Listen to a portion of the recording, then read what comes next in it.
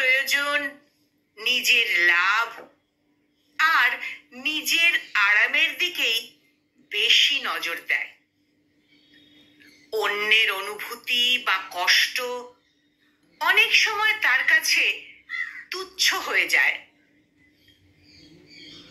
এই স্বার্থকেন্দ্রিকতা সম্পর্কের ভেতরে ফাটল তৈরি করে, ভালোবাসার জায়গাতেও এনে দেয় দূরত্ব। স্বার্থপরতার পরিচয় মেলে মানুষের ছোট ছোট কাজে।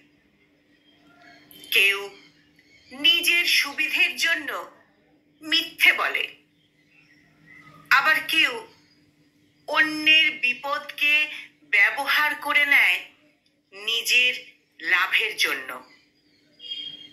এমন মানুষদের মাঝে সহানুভূতি বা আন্তরিকতা পাওয়া খুব কঠিন।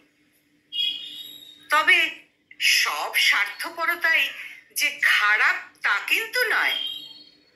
কখনো মানুষ নিজের স্বার্থকে গুরুত্ব দিয়ে নিজেকে বা পরিবারকে রক্ষা করে, নিরাপদে রাখে। কিন্তু যখন স্বার্থপরতা সীমা ছাড়িয়ে যায়, তখন মানুষ হারিয়ে ফেলে তার মানবিকতা, তার সম্পর্কের সৌন্দর্য, সবকিছু।